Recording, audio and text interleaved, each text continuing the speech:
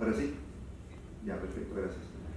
Con relación a lo que me toca es un poco mostrar la otra cara de la luna, ¿no? Porque uno está acostumbrado generalmente a estos personajes de ficción y entonces uno tiene una idea básica de lo que es superhéroes o lo que son personajes medianamente famosos como en el Perú Condorito o Mafalda. Y entonces todos tenemos esta idea y eso significa que si trabajamos con esto que se llama en la administración la teoría de las expectativas, uno espera encontrar esto cuando ve un cómic o ve una historieta. Eso es muy bueno porque abre un mercado, pero eso también tiene una desventaja, que es no te permite ver otras, ojo, al consumidor no le permite ver otras posibilidades. Y ocurre lo que este autor, que es Chesterton, que es fue admirado por Borges, en uno de sus cuentos nos dice, ¿cómo es un hombre invisible? Y él describe a su hombre invisible de una manera bien interesante. No es que tome un brebaje mágico, no es que use tecnología, sino que simplemente un hombre invisible es aquel que la gente no lo percibe. Los que pasan por tu lado y simplemente no los miras. Lo que acá diríamos invisibilización, ¿cierto? Un cartero, un barrendero, tú pasas y simplemente no los ves. Y ahí tenemos una serie de hombres invisibles que plantea ese autor. Algo similar está pasando con este producto de historietas que estoy planteando yo, que son las historietas didácticas y las historietas propagandísticas, y hay unos puntos suspensivos porque hay un gran universo de historietas ahí y que en algunos casos hasta generan ingresos y dinero. Pero para hablar de eso primero tenemos que hablar de las funciones que cumple la comunicación, porque lo que mencioné hace un rato con relación a Superman Mafalda nos lleva a una idea de historieta de entretenimiento. Y la comunicación, si tomamos una definición pequeñita, nos dice que tiene que informar, entretener y educar. Ahí tenemos de 3, 1, entretener nada más. A eso le estamos haciendo caso. Si cogemos el otro bloque más grande, tienes una lista bastante extensa. Difundir información, contribuir a la coherencia social, promocionar, satisfacer demandas, legitimar, ahí vienen las palabras complicadas, ¿no? Legitimar experiencias, fomentar consumo. Estamos hablando de venta, estamos hablando de política, estamos hablando de propaganda. Todo eso hace un medio de comunicación. Por tanto, limitar un medio de comunicación, cualquiera, a simplemente entretener es solamente ver un pedazo muy pequeñito de él. Y eso ocurre con muchos productos. Por ejemplo, la gente piensa que la poesía solamente es romance. Y ahí tenemos un gran problema. Significa que nos estamos ciñendo a los poemas que hemos escrito alguna vez cuando éramos colegiales enamorados. Pero que tenemos una cultura muy pobre en lo que es poesía. Y nos olvidamos, por ejemplo, que si bien hay poesía para entretener, la épica y demás, la Ilíada, la Odisea y demás, que también generó cohesión social en su tiempo, existe también, y existió en su tiempo, porque era la única manera de manejarlo, poesía en la que se hacía tratado filosófico, poesía en la que se hablaba de geometría.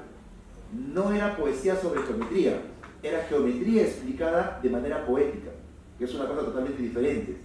Teníamos también poesía en propaganda, poesía de vindicación, es decir, tú ofendías al otro no haciendo una diatriba en el Facebook, sino escribiendo una carta, una misiva poética y poniéndole en la plaza pública, el Facebook de la época, ¿no? El otro lo veía, la ofensa era pública, o pasabas a un duelo o le devolvías el guante en otro poema. Y entonces ahí tenías una pelea, una lucha a nivel de poema. El caso último estamos hablando de inicio del siglo XX con el literato Yerovi, que publicaba en prensa y tuvo una larga confrontación con otro periodista a punta de poemas, pero que se publicaban en prensa. Era una pelea bastante extraña. Uno publicaba su diatriba, ¿no? o su defensa, y entonces el verso, para hablar de algo que aparentemente está limitado, tiene una cantidad de posibilidades alucinantes, pero en función a lo que la gente espere de eso. En un tiempo el verso era la única forma alta de expresarse. ¿Okay? Las novelas eran consideradas obra menor, el teatro era considerado algo para la masa, una cosa menor, una cosa que solamente la consume la gente ignorante. ¿Okay? Lo alto era la poesía, y en ese contexto manejarse el nivel poético te daba prestigio. Saliendo de ese elemento, vayamos entonces a todos los caminos que podría seguir ya no un medio tan poco visto como la poesía, sino a la historieta. Y acá tengo 3 libros que han sido de cabecera para mí. Uno que habla de, ojo, no son libros de historieta, son libros de las materias específicas. Un libro muy importante sobre guerra psicológica, un libro sobre material educativo y un libro sobre ventas. Y en todos estos materiales encuentras que se habla de historietas, en algún apartado. Se habla de historietas, se habla de cine, se habla de periodismo, porque todos estos los ven como herramientas.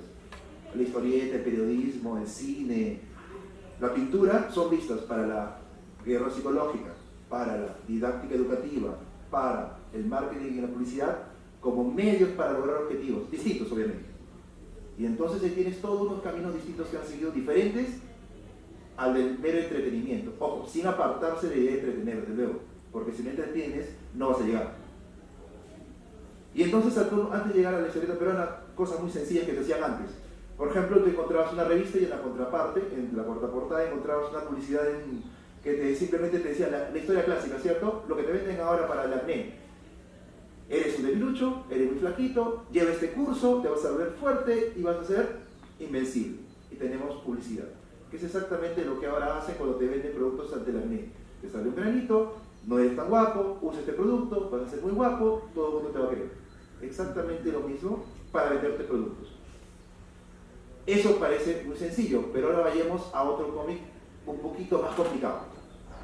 Y estamos hablando de la Revolución Cultural de Mao, y estamos hablando de que en la Revolución Cultural se produjo una increíble cantidad de historietas de tipo narrativo, que eran muy similares a las historietas que nosotros, es más, eran muy similares a las telenovelas que ahorita vemos, con una pequeña diferencia.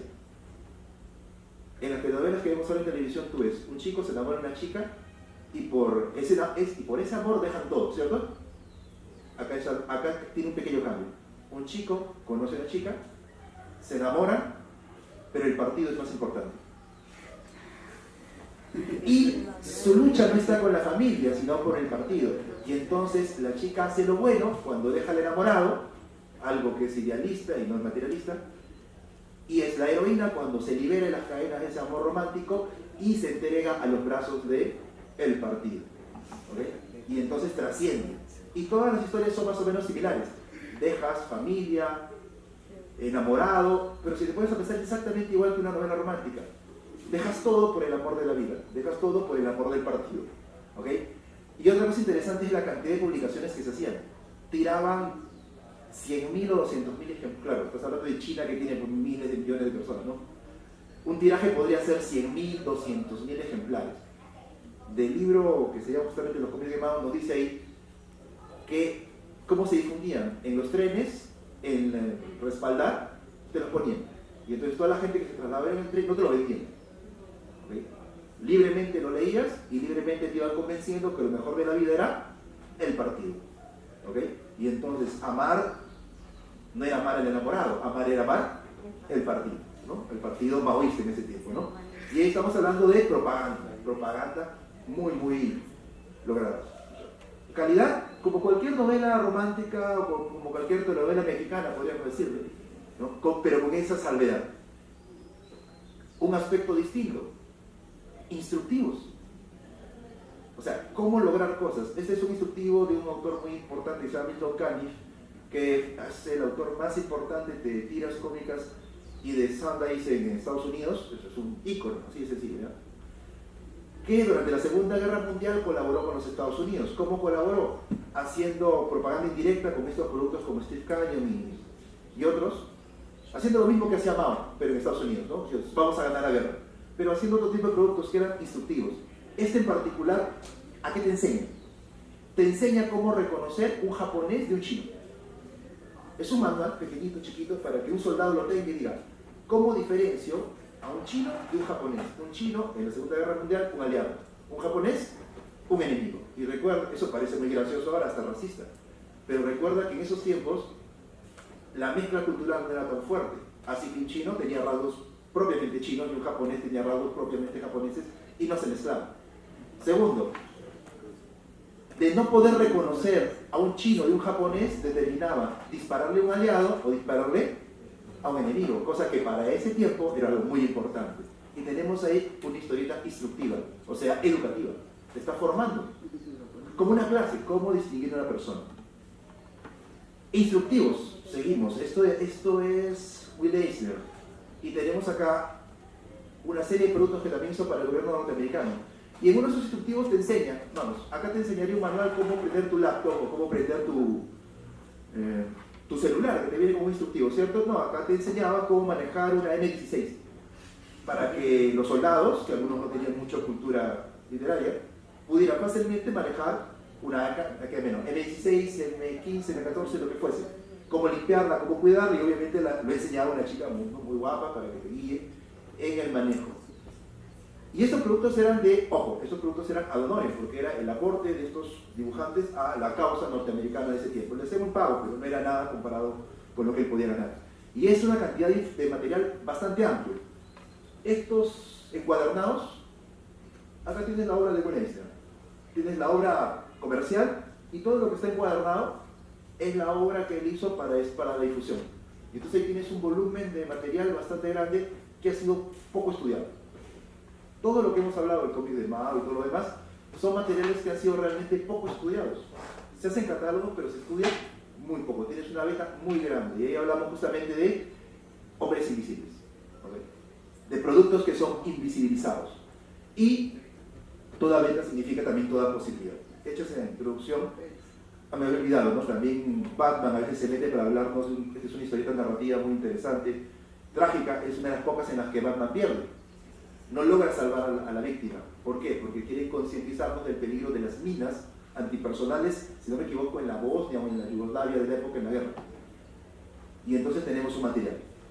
Yo les he venido a hablar entonces de historietas publicitarias, propagandísticas y educación.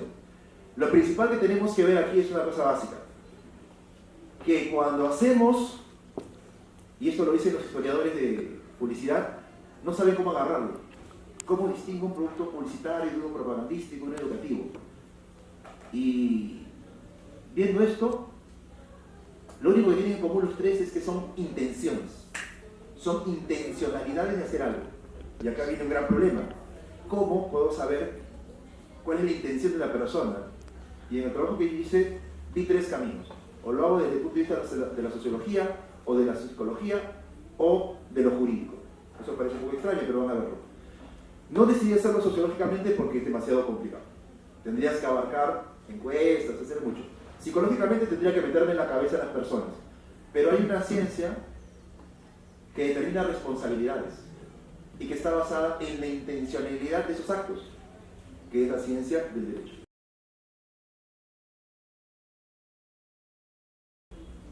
En cambio, lo narrativo, descriptivo, expositivo y argumentativo está basado en estructuras de orden, de discurso, que son categorías totalmente diferentes. Y entonces lo primero que tenemos que hacer es separarlo y decir que yo voy a trabajar para hablar de publicidad con intencionalidad. Y esas intencionalidades pueden usar cualquiera de los tipos discursivos existentes. Es decir, yo puedo hacer publicidad con una narración, yo puedo hacer publicidad con una descripción, yo puedo hacer publicidad con una exposición o con una argumentación. Sino, ¿qué hacía Jesucristo cada vez que hacía sus parábolas iniciales? Era proselitismo, pero está recogido como narración, ¿cierto?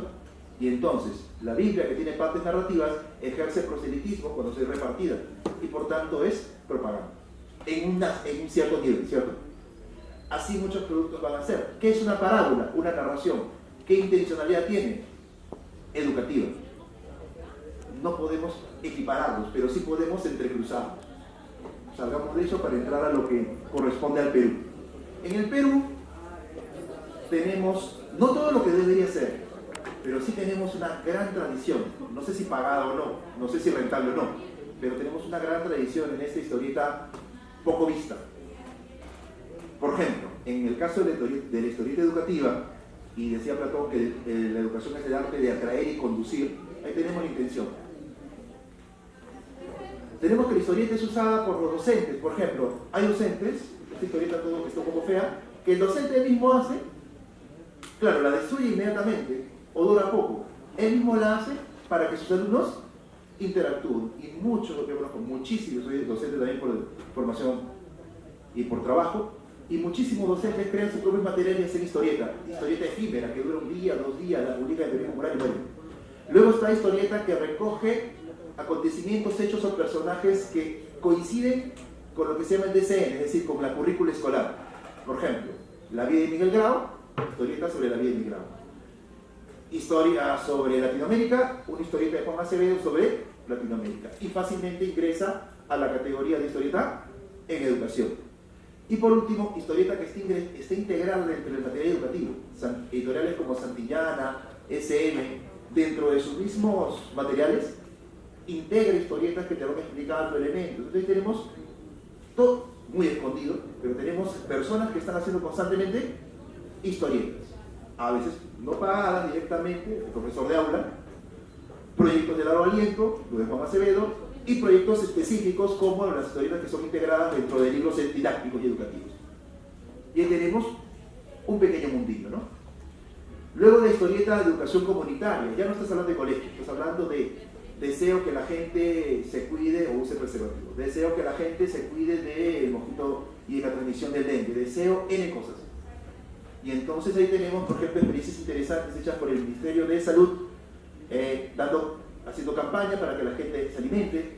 La SUNAT e Indecopi tienen mucho material hecho sobre historieta para enseñar a las personas y a los niños a pagar sus impuestos. Las asociaciones culturales, depende de lo que sean, o feministas, o políticas, o comunicativas, sacan historietas para defender sus posturas. Por ejemplo, esta de aquí es de la Asociación de Comunicadores Calandria, para indicar a la gente que debe reflexionar sobre cómo hacer sus votos, cómo hacer el voto, cómo elegir un candidato. Y tiene unas páginas y demás. Ahí tenemos una serie de productos también. Algunos pagados, digo pagados porque algunos de los materiales hechos en los ministerios está hecha por gente que ya está contratada en el ministerio. Entonces tiene un sueldo y aparte del sueldo él hace, como parte de su sueldo, él genera productos. Tenemos también la historieta educativa a la manera de textos divulgativos, ¿no?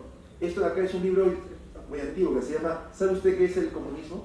Está hecho por Carlín, si no me equivoco, que ahora trabaja en la República. Y es un material que te explica fácilmente en qué consiste, según él, el comunismo. Y te explica y te educa sobre eso. Otro campo, historieta propagandística. Acá también la gente piensa, no hay. Y tenemos rubros, porque la propaganda, si seguimos la comunicación social, se clasifica y se subdivide. Por ejemplo, propaganda para defensa ideológica. Caso particular, el alcalde de Lima de hace unos 10, 15 años, que era el Alberto Andrade, tuvo un problema con el presidente de la República, Alberto Fujimori. Y para defender su postura, el alcalde de Lima decidió sacar sendas historietas explicando su postura. Era atacado por ejemplo, de Pituco, era atacado de el problema de MAPE, que es las vías públicas de Lima, y el alcalde decidió, no sé si con buena fortuna o no, contraatacar, dado que los medios formales estaban copados, prensa, ¿no? Televisión, contraatacar repartiendo historietas, explicando su postura. Lo intentó. No sé si habrá funcionado o no, pero lo intentó. Y ahí tenemos lucha ideológica, en base a la historieta. Propaganda electoral. No en esta elección, sino en la anterior, PPK sacó, aparte de su PPQI, una historieta. El otro es de Alejandro Toledo, también sacó su historieta. Y hace muchos años Juan Acevedo también, en una línea con relación a la Izquierda Unida, sacó una historieta haciendo campaña sobre sus candidatos. Y entonces ahí tenemos, y se repartía. Desde luego, estas historietas probablemente hayan sido hechas a honores por el tipo de la calidad y demás, no sé si habrá sido pagada, pero se difundió. Y salían en tirajes interesantes, 1000, 2000, 3000. El Congreso de la propaganda gubernamental. El gobierno siempre quiere quedar bien. Y el Congreso de la República, por ejemplo, en el año 2000, en los 90, sacó historietas explicando las funciones del Congreso. Y este material tiene una característica interesante. Era repartido en encarte junto con el periódico de Comercio. Entonces puedes hacerte una idea. El tiraje de Comercio equiparado a la cantidad de historietas que fueron repartidas. Porque estamos hablando de un encarte que salió el domingo. Salía casi todos los domingos de los años 90, durante un año.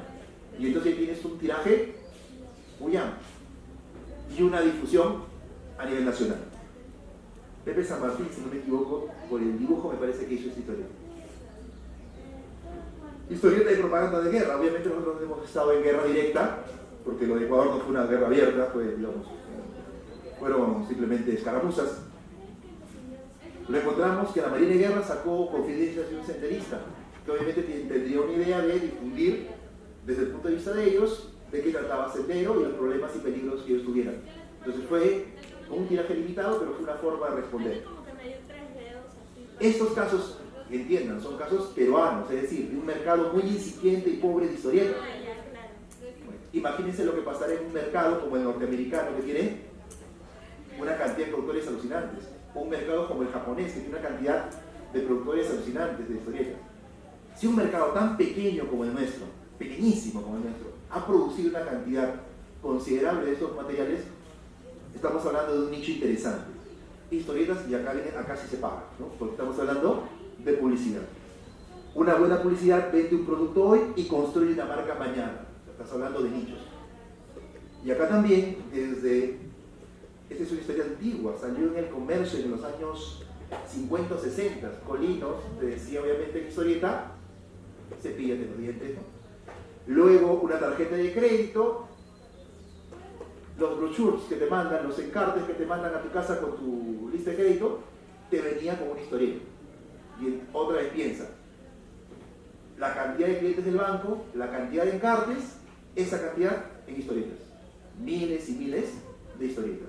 De rama magisterial para promocionar su fondo, no me acuerdo qué nombre tenga, su fondo bancario, ¿cierto? Su fondo financiero, para sustentarlo, sacaba sus encartes en historieta. Y estamos hablando de promover productos. Pero no solamente se promueven productos, también se promueven imágenes.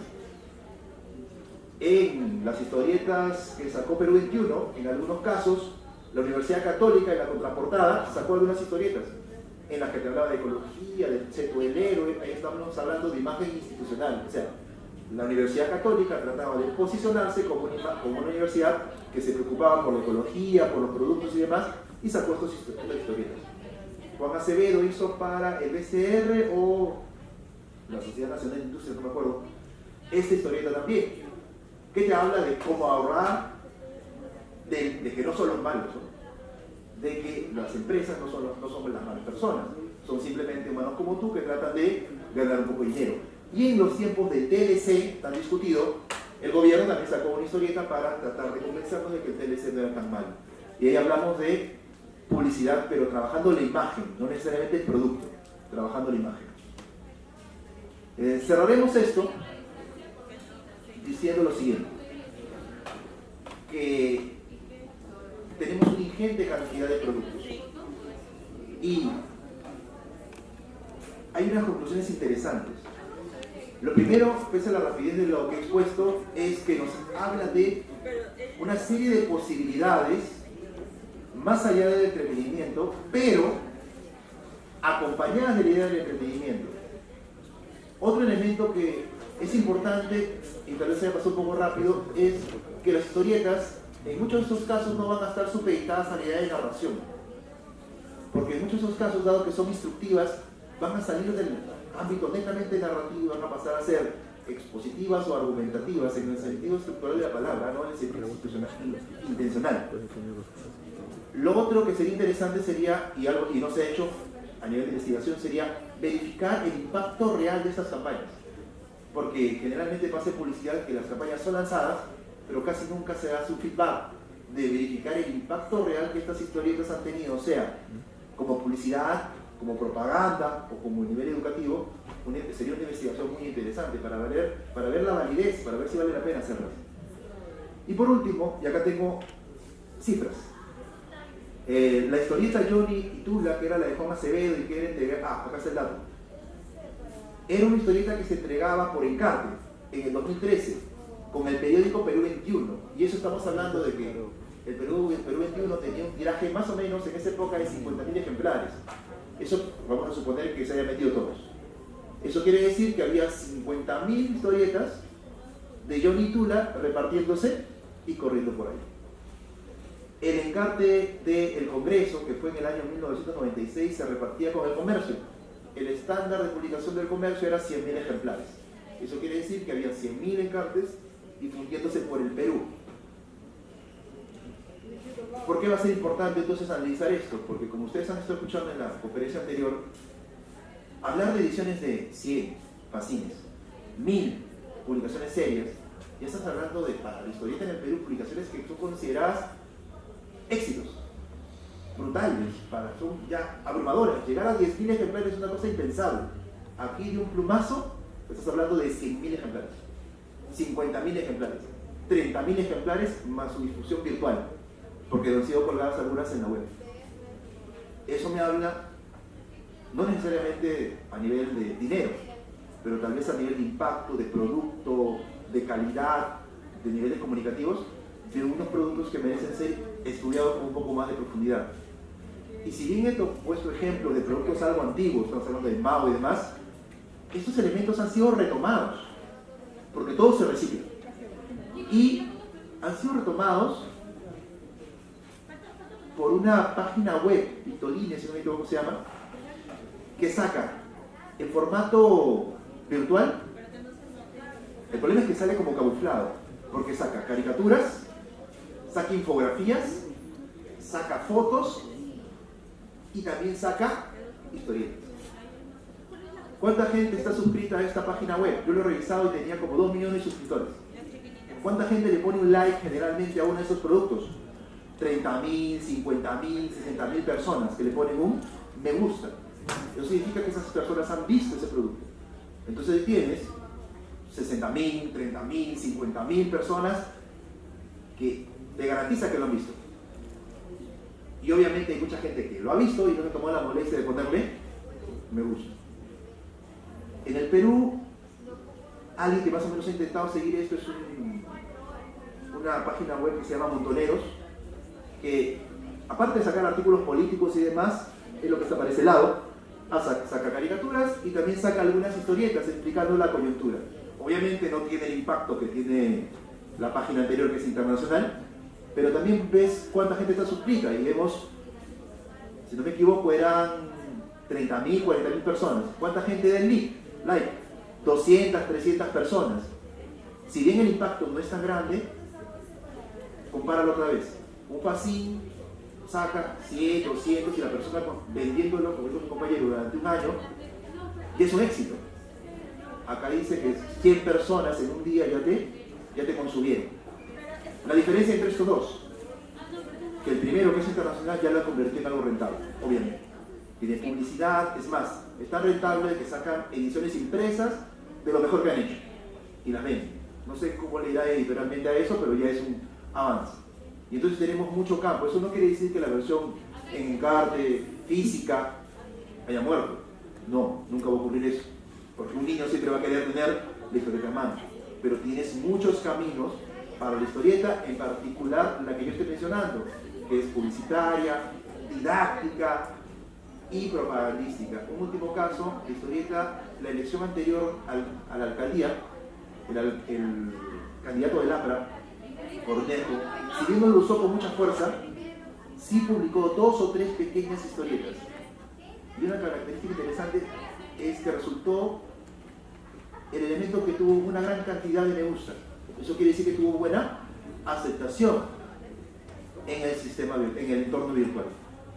Hasta aquí sería lo que yo tendría que compartir. Obviamente este universo tiene muchísimo, se dejó de lado un tiempo, se está retomando nuevamente y tal vez, solamente tal vez, se vuelva una especie de negocio.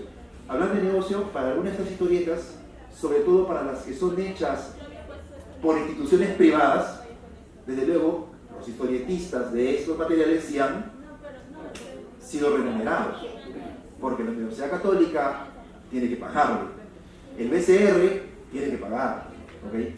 Indecopy, salvo que sea su propio personal, si es personal externo, tiene que pagar. Entonces estamos hablando de una beta, no muy grande, pero también una beta interesante para el negocio. Muchísimas gracias por su atención. Agradecemos profundamente a Marco y a Carlos González por habernos acompañado en esta conferencia. Sin más, debido a que creo que no hay preguntas por parte del público, de todas maneras se les invita a que puedan acercarse a conversar con los, si tienen alguna duda, con los ponentes. Y bueno, agradecerles por su participación y muchas gracias. Espero se les invita a que puedan asistir el siguiente martes, que es la próxima conferencia, sobre que tenemos invitado a compañero Marco de nuevo y a Carlos Lavila, que es historietista del otro lado. Gracias por su participación y por su asistencia.